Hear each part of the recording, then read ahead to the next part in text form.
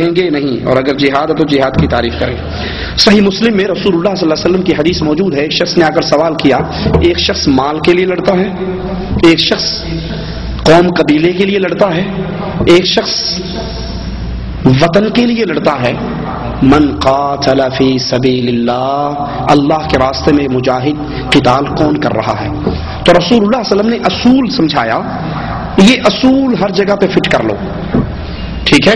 آپ نے فرمایا من قاتل لتکون کلمۃ اللہ ہی العلیا فہو فی سبیل اللہ، جو اس لیے لڑائی لڑے، جو اس لیے جنگ کرے کہ اللہ کی توحید، لتکون کلمۃ اللہ، اللہ کا کلمہ، اللہ کی توحید، لا الہ الا اللہ کی حکومت غالب آئے، فہو فی سبیل اللہ، یہ اللہ کے راستے کا مجاہد ہے۔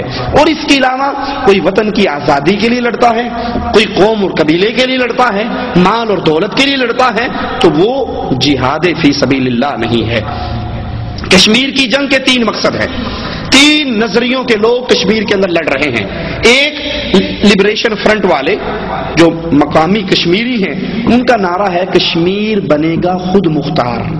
میں نے خود ان کے نعرے کئی پہاڑیوں پر پڑھے ہیں، آزاد کشمیر میں سے گزرتے ہوئے کوٹلی سائڈ پر، وطن یا موت، وطن یا قبر، وطن یا کفن، ان کی جنگ کفر کی جنگ ہے، وطنیت کی جنگ ہے، یہ جہاد فی سبیل اللہ نہیں ہے۔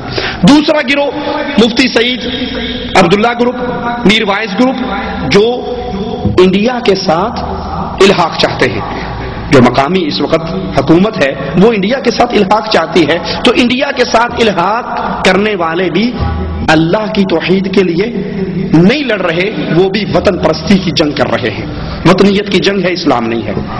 کڑوی بات ہے لیکن مجبور ہوں، مسجد میں کھڑا ہوں، ڈنڈی نہیں مار سکتا، جھوٹ نہیں بول سکتا، قیامت کے دن آگ کی لگام پہنائی جائے گی اس مولوی کو جو لوگوں کے ماتھوں پہ پڑنے والے بل کو دیکھ کر مسئلہ بدل جاتے ہیں۔ مسجد میں کھڑا ہوں، جھوٹ نہیں بول سکتا، پوچھا گیا ہے تو مجبور ہوں جواب دینے پر۔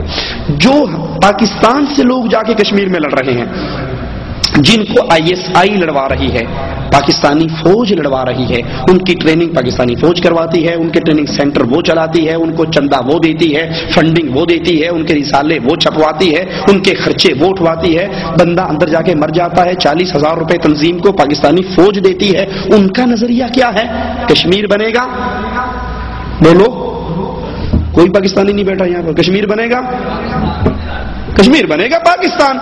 تو کشمیر بنے گا پاکستان کس چیز کے لیے لڑ رہے ہیں؟ پاکستان کے لیے، تو وطن کی جنگ ہے، اسلام نہیں ہے، توحید نہیں ہے، کفر کی جنگ ہے، وطنیت کی جنگ ہے، ٹھیک ہے؟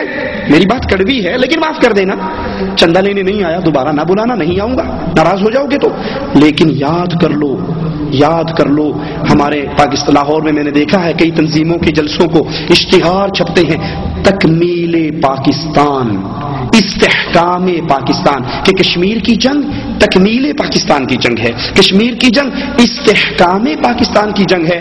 ایک مولوی صاحب بہت بڑے ہیں، میں نام نہیں لیتا، ان کی تقریر سن رہا، وہ کہنے لگے تم نہیں سمجھتے پاکستانیوں، اگر انڈیا کشمیر میں جیت جاتا ہے تو پھر اگلا اٹیک پاکستان پر ہوگا، ٹھیک ہے؟ یہ کشمیر کی جنگ پاکستان کے پانیوں کی جنگ ہے، پاکستان کا پانی روک لے گا انڈیا ہند میں، کشمیر میں۔ تو یہ سارے نعرے وطنیت کے نعرے ہیں، یہ لا الہ الا اللہ کے نعرے نہیں ہیں، یہ توحید کے نعرے نہیں ہیں۔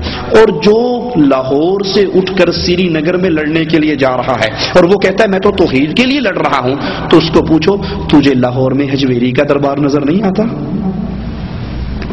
تجھے لاہور میں گھوڑے شاہ کا دربار نظر نہیں آتا؟ لاہور میں پھیلتا ہوا شرک اور کفر نظر نہیں آتا؟ اپنے گھر میں آگ لگی ہے، کسی کی جھوپڑی کی آگ بجھانے جا رہا، ٹھیک ہے؟ تو جنگ ہوتی ہے لا الہ الا اللہ کے لیے جو لڑی جائے، وہ توحید کی جنگ ہے۔ وطنیت کی جنگیں سیاسی جنگیں ہیں، اور اس میں اگر کوئی مارا جاتا ہے وہ اپنے اپنے ایمان اور عقیدے پہ اٹھایا جائے گا، مواحد مرے گا۔ رسول اللہ صلی اللہ علیہ وسلم نے فرمایا من قتل دون عرضه فهو شہید، من قتل دون ماله فهو شہید، جو جان بچاتے ہوئے مارا گیا شہید ہے، جو عزت بچاتے ہوئے مارا گیا وہ شہید ہے، جو مال بچاتے ہوئے مارا گیا وہ شہید ہے۔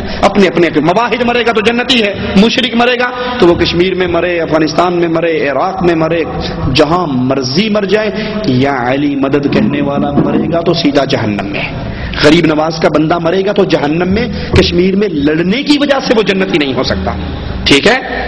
ایمان توحید پہلے ہے، باقی سارے عقیدے اور معاملات بعد میں ہیں۔